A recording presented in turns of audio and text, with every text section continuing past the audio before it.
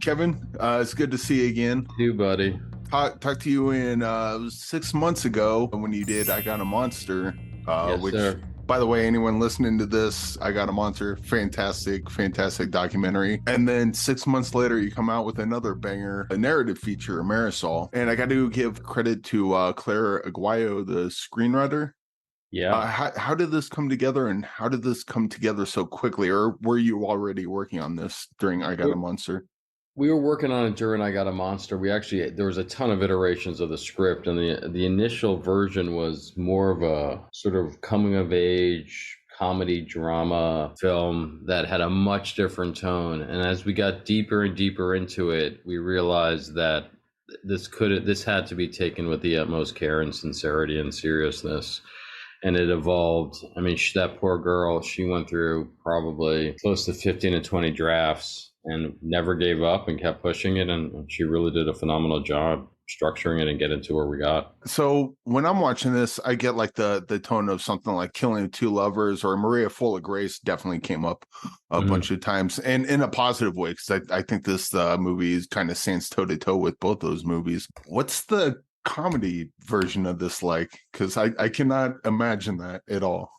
I mean, so we initially wanted to do a version that was a remake, and I'm so embarrassed right now. My coffee is only kicking in. Hold on one second. Called The Legend of Billie Jean. Oh, I love that movie. So the version that we initially imagined was something more along those lines, where we had, instead of the Helen, I believe it was Helen Slater. Yeah, Helen Slater. Yeah, instead of that character, we had a young Mexican American girl at the beginning. She gets falsely accused of a crime, goes on the run, using social media, decides to plead her case, and people spread the word. And out of that, it very much followed the structure of that film. And as we were writing it, it felt difficult to translate the devices and sort of like the sensational elements of that film into this story. We realized that we just couldn't be that cavalier, and then it just got more and more neo-realist and more grounded in reality. And coming from my documentary background, I just kept trying to bring it an authenticity. I'm also Mexican American. I grew up spending all my summers and Christmases and holidays in San Antonio. My mom's family's first generation Mexican American. So I knew that version of Texas incredibly well and wanted to portray it authentically. And it just kept evolving, and we ended up with this, very documentary-like version of the story. And in this, Marisol's the main thrust of this is that she's an undocumented immigrant, but she was an undocumented immigrant at 6 months old, and her family never told her, so she had no idea. Like, how prevalent is this issue, I guess?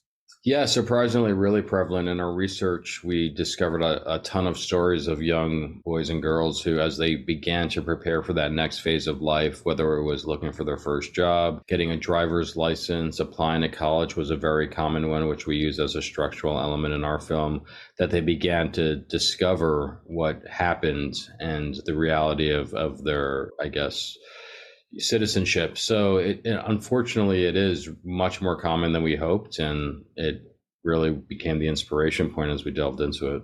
I asked a question of another director of because you have a extremely racist character, the little boy in this movie. Mm-hmm. What is it like directing someone like that and have them be so hateful towards someone?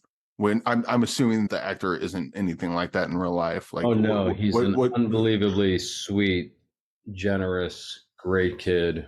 But what's it like having him say lines that he has to say and do things that he has to say in the movie? I mean, it's always uncomfortable, especially as somebody who is Mexican American. Hearing him make some of these comments, it always, when I would hear it on set, it definitely punctured. You feel it, but it's part of the narrative, and he did a really good job of not making it over the top, even though his character's actions were really aggressive. And I thought he always grounded it in a very good way and reminded you that he was this very young, insecure kid, not really knowing the implications of his behavior. But yeah, I mean, he approached it really maturely, and you just got to do it. It's like whether you're directing a love scene or a violent scene, it's just sort of part of the responsibility of doing it. And Esmeralda Camargo, who played Marisol. It looks like this is her only credit other than a short El Gato Feo. Yeah, which he did. Where did you find her? She's great in this. Right? She was a complete, utter like blessing. We were doing auditions that we shot it during COVID. Everything was happening remotely.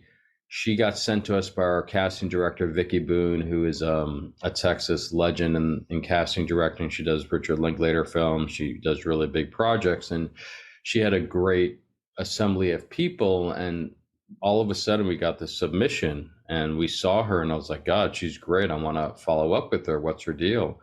And she had no clue. She's like, you know what? I don't know who submitted her to me. Let me go check. And Esmeralda actually submitted herself without an agent or manager. She tracked what Vicky was doing online via Facebook and Instagram posts, saw the posting and thought she'd be great for it. So she submitted it herself, literally first thing she's ever auditioned for. And yeah, she crushes it. I mean, I could not be more proud of the performance or what she brings to the film. Yeah, I completely agree. I hope a lot of people get to see this and she gets to do more things because absolutely crushed this and kind of held the movie. It's just like for a first time actor to get in there and carry a movie like that is pretty impressive.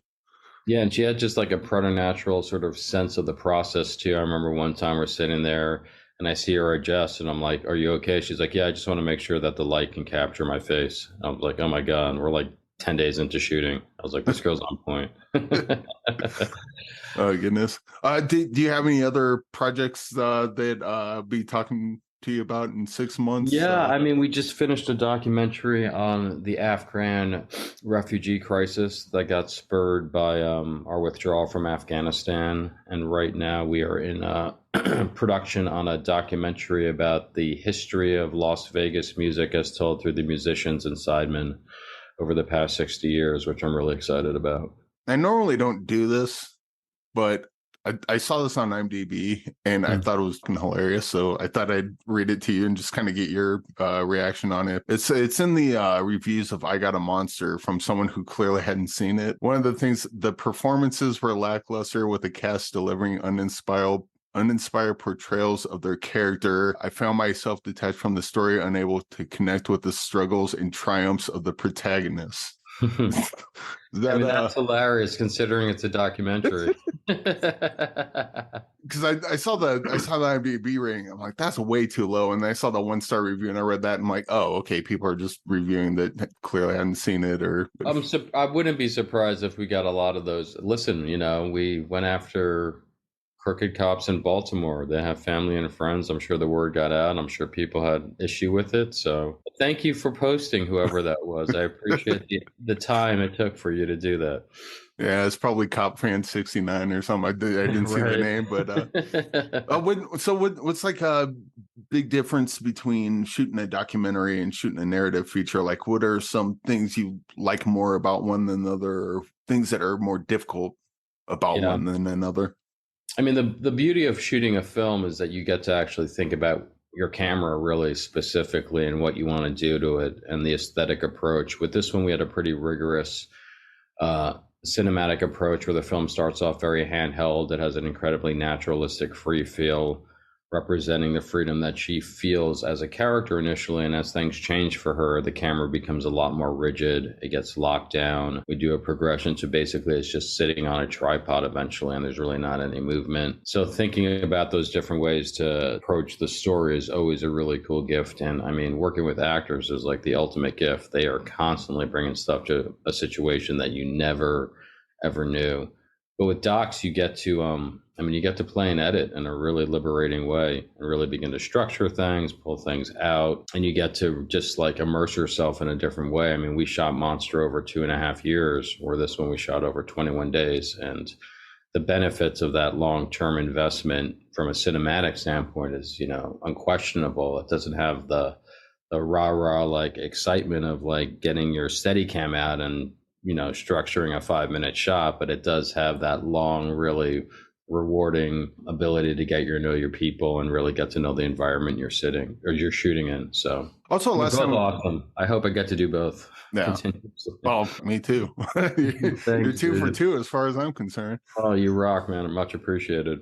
But also last time we talked, we talked about the responsibility of the filmmaking behind doing a documentary. And this, Marisol is not a documentary; it's a narrative feature. So you have a lot more latitude to make stuff up if you want to, but you're still telling a serious story. And you touch a little bit on turning it from a sort of a comedy adjacent to what it became. Even though this is a narrative, does that responsibility of telling a truthful story still come into play in the narrative? Or Oh yeah, I mean completely, especially with this one. I mean, I come from a family of Latino activists. I grew up watching my uncle collect people at the border and bring them to safe passage, and I felt an incredible responsibility to doing justice to this. And once again, I'm also Mexican American, so I know this story incredibly well, and I wanted to represent it in as honest a way as I was familiar with, considering my upbringing and what I got to experience. So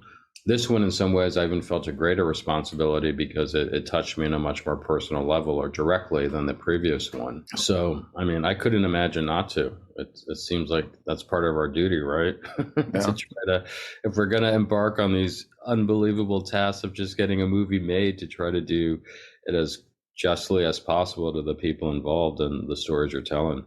Well, that's the theory. Right.